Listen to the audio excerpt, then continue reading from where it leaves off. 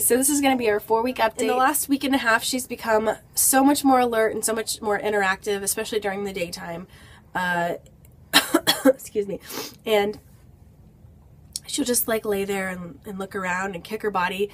We tried tummy time a couple of times too, and she actually really likes it, which I'm surprised at because in all the babies that I've met, like I don't think I've really met any that liked tummy time at all. Mostly she's usually being held or carried or snuggled because that's, I mean, it's kind of like impossible to put her down because she's just too cute.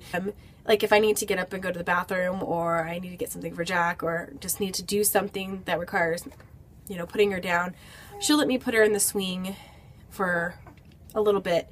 And she'll chill there usually for like 10 or 15 minutes until she's over it. But usually I just wear her or hold her or carry her. And right now we're using the Moby wrap the most, which is odd because I didn't really like that one with Jack, and I have this like gorgeous ring sling I bought specifically for her, and I've tried it a couple times. I like it, but for some reason I just like the Moby a little bit better. I feel like she's more secure in there. It's probably because I am less experienced with the ring sling and I need to practice more with it, so I am more confident in like how she's being supported. So yeah, so if you guys know of any good like YouTube tutorial videos on getting babies in the ring sling, especially young ones, go ahead and send them to me. I think that would be really helpful. She's nursing great. I honestly am not really paying that close attention to like how often she nurses.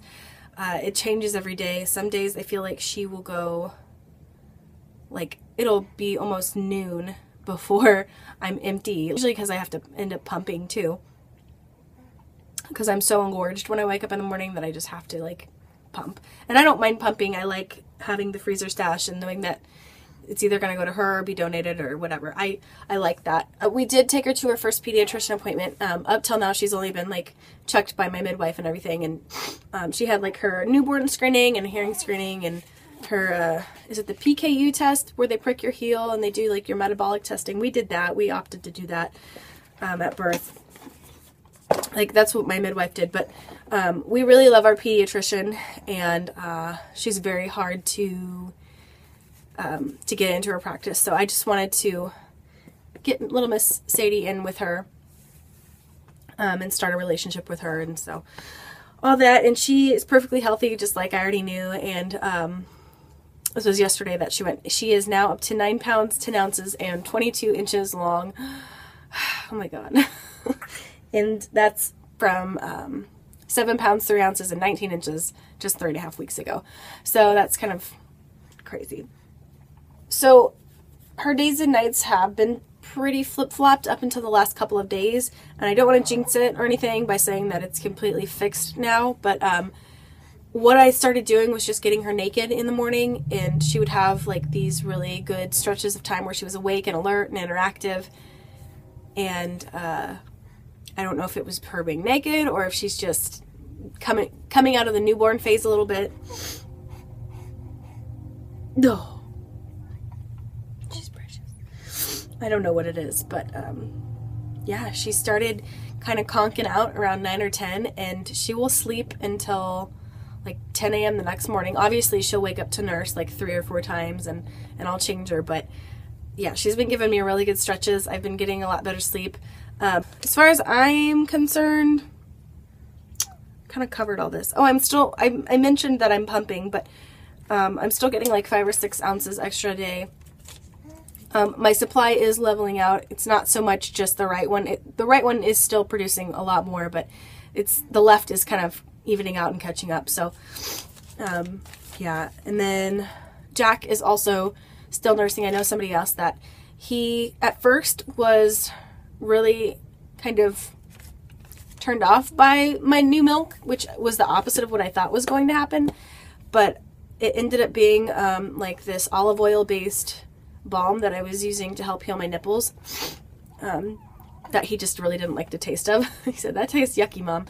And then once he realized that there was milk in there and that it tasted really good and all that, yeah, he's been asking to nurse more often. He still doesn't stay latched on very long, and I kind of I still feel a little bit guilty about discouraging him, but I don't want him to drink all of her milk and then her wake up screaming for food and like me have nothing to give her. So, you know, I'm just trying to set the boundary that baby sister has to nurse first. And it's kind of hard right now when she's kind of constantly nursing and she's not on a schedule, and I don't know how long she's going to stay full. So we're working that out. But okay, so up until this is the 4th week. Up until this 4th week, I was needing to wear pads and I was still bleeding, which is really annoying to me because I don't even like to wear pads when I'm like having a normal period, let alone a 3-week long one. So that's been super fun. But it slowed down to spotting, and I'm officially not bleeding anymore and not wearing pads anymore. I did the exact same thing with Jack. I'm really hoping, I went back and looked at my charts from, you know, all the way back then, and I'm really hoping that me starting my period at 4 weeks postpartum with him was a total fluke. My mood's been pretty good. I have felt like, and I do mean like not just in the last 2 weeks, but overall I would say I did have like a transitional period where I could tell like the hormones were kind of like freaking out a little bit, but mostly I've managed that with my placenta pills and my herbal tincture, my it's motherwort and passion flower and like St. John's wort, and it's all totally safe to take for nursing. Although, you know, you want to ask your doctor or your midwife or whoever you're seeing.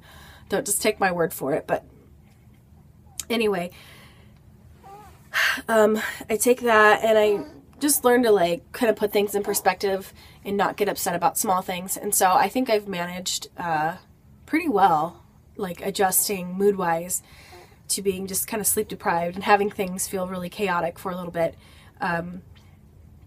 Because normally it's in my personality to kind of like want everything in order and everything has to be organized and make sense. And yeah, now I just kind of like have moments where I sit back and just laugh at how crazy everything is.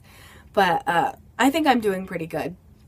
And I have had acne. Like, I know my first trimester of this pregnancy I had a lot of acne too, which isn't like me at all. And I didn't have it with Jack's pregnancy. It was just with her. So but yeah, it's like the last like week and a half, it's like really you can probably see it's like on my jawline really bad, and it's not like, I think it's they call it cystic acne, I'm not sure. So I'm hoping that's just like a hormonal fluctuation thing, obviously. But oh, and as far as like weight loss goes, I think I don't remember what I was at 2 weeks. I think I've got like, I don't think I've lost more than a couple pounds since then. The weight seems to be coming off slower this time, but I also have a lot less to lose. So, yeah, I don't think I'm going to like worry too much about that just yet. But, oh, the baby. I don't want your little head to flop. Oh, we're going to open our eyes. All right. All right. I've got a very, very tired 3-year-old, so let me get this belly shot done real quick. So here's the belly bandit.